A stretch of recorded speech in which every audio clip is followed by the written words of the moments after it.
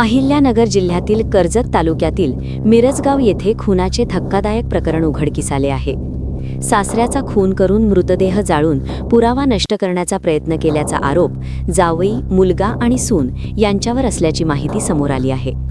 मिळालेल्या माहितीनुसार बापू आनंद गव्हाडे वय 60 हे अचानक बेपत्ता झाल्याची तक्रार त्यांच्या कुटुंबियांनी मिरजगाव पोलीस ठाण्यात दिली होती। त्यानंतर पोलिसांनी या प्रकरणाचा तपास सुरू केला। तपासादरम्यान पोलिसांना सुनील लामदास रोडे वय 37 जिल्हा अकोला याच्यावर संशय आला। चौकशी दरम्यान या प्रकरणात मुलगा, सून आणि जावई यांचा सहभाग असल्याची माहिती समोर आली। खून केल्यानंतर मृतदेह जाळून मिरजगाव परिसरातील खड्ड्यात पुरून पुरावा नष्ट करण्याचा प्रयत्न करण्यात आल्याचे तपासात उघड झाले। या प्रकरणात पोलिसांनी मुख्य आरोपीला अटक केली असून इतर आरोपींचा शोध सुरू आहे। या संपूर्ण प्रकरणाचा पुढील तपास मिरजगाव पोलीस ठाणे आणि स्थानिक गुन्हे शाखा करत आहेत। करायचा आहे लाईव्ह कार्यक्रम किंवा आहे कसले आंदोलन, जनसामान्यपर्यंत पोहोचेल आपला हक्काचा आवाज जनतेचा। बातमी व जाहिरातीसाठी संपर्क करा स्क्रीनवर दिलेल्या नंबरवर।